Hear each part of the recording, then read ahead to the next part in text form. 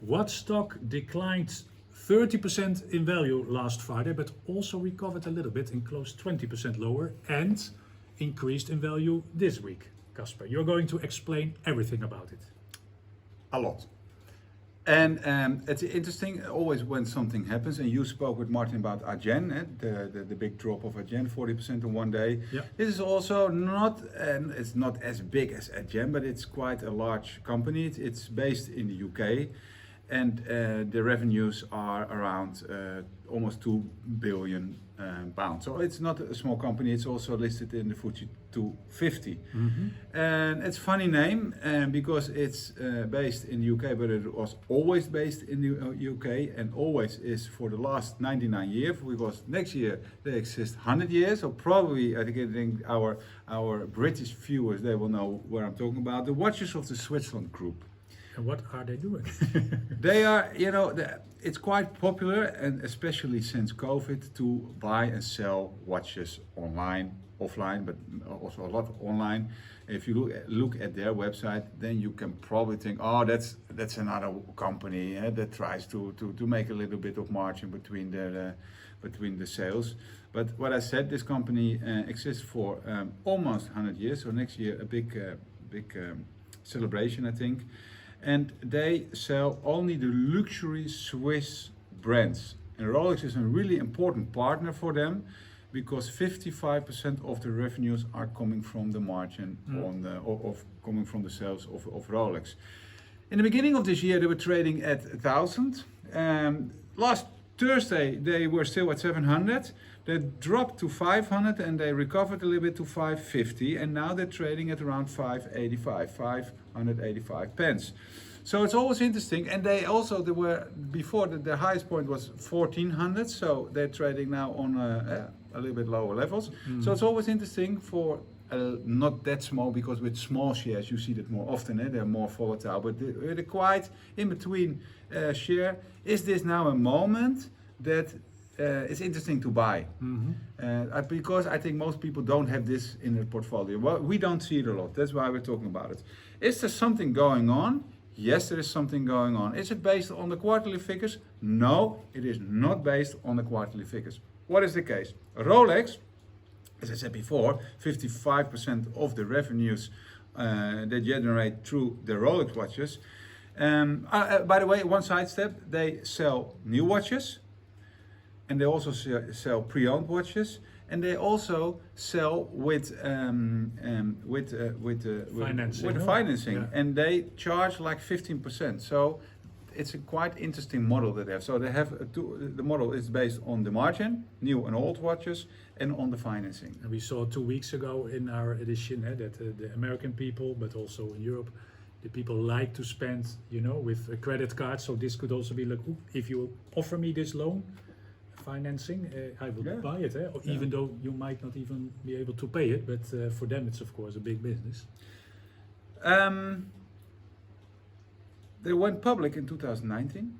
As I said, they exist for 9 years. And in 2009, they were part of the Saxo Bank. And that was also quite, with the financial crisis, they had to sell it. They had a lot of owners. They have 2,800 people working, more than 200 shops. So it's quite a large company. And Rolex announced last week to buy a competitor of them, the Bucherer group. The market thought, okay, there are always rumors in the market that Rolex want to have the whole chain of their product line, because Rolex doesn't sell directly to the public. They have only one shop in Geneva, and the rest is also always through partners. And if you give 30% to a partner that is at the last part of the chain, that doesn't need to do anything, because there's a waiting list for Rolex watches for sometimes 3 years, so they don't need to do anything for it. So there's a rumor that Rolex want to have the last part of the chain. Of course, now it's a high economy, especially for during the COVID for the watches, so that it can go also with difficult times. But that is the rumor, and they announced that they want to buy the Bucherer group, that has 36 stores in Europe and 32 stores in America. So they say, okay, this is the proof that they want to also have the last part of the chain. That's why the stock plumped last Friday. Rolex is never that open with everything. They're really closed. It's a foundation. There is Rolex SR, and above that is a foundation. It's really difficult to get information about them. And they only said, no. Bucherer Group is a partner. They were founded in 1888. They are a partner of us, Rolex said, since 1924 also. 1924 is a really important year in this project. And they said, we always work with the family, and at this moment the owner, the CEO, is 86 years. There are no descendants, so they are still always a good partner of us. So we don't want to lose that. So that's why we bought them. Like to help them more or less. Yeah, it's very difficult because that's of course could be the true reason, but I understand that the market is also a little bit skeptical maybe, but you say it, but you do it, and like you said, what is then the next step could be very easily to use that chain. Yeah. It's very difficult, especially for watches of Switzerland. Are we looking from a fundamental perspective to the Watches of Switzerland group, then the target price of the analysts is still above the 900. So again, now trading at 585. Seven analysts say it's a buy, 1 overweight, and 4 say it's a hold. And the profit per share, the price earnings, it's around 10, because profit per share is around 53 pence. So that's normal figures, I think. And they grow a lot since the COVID time. Are we looking? If we take a look at it from a technical perspective, and if we look at the RSI, because the RSI is an indicator that helps you a lot after a big plump, then what you see, I have a chart in front of me of the last 1.5 years that it gave a couple of times, like 5 times, a strong sign, a buy moment. There were some good signs, especially in December of last year and also in February of this year. There were some false signals in the beginning of this year, and this one is a signal. Yeah, it is a signal. If investors or traders believe in the RSI, then it's interesting to look at this stock from a technical perspective, and then it's all. But I think it's interesting. It's all about what is the real strategy of Rolex. Yeah. Are they trying to push those companies out of the market, or are they just buying it to maintain the good relationship with the Bucherer Group? And you have to make your. I don't know. Hopefully you know more about it.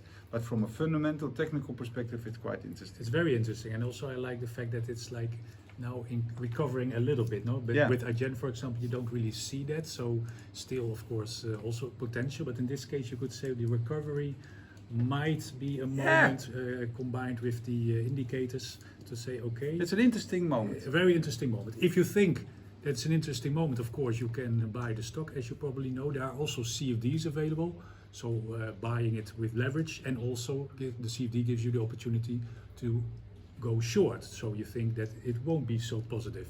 Of course, you must be careful with CFDs. It's leverage trading, but it's the only way to have a short position in this company. If you think that this whole sector, including other luxury products, is interesting, and you don't want to only invest in this company, of course there are also ETFs available. For example, the Amundi S&P Global Luxury ETFs.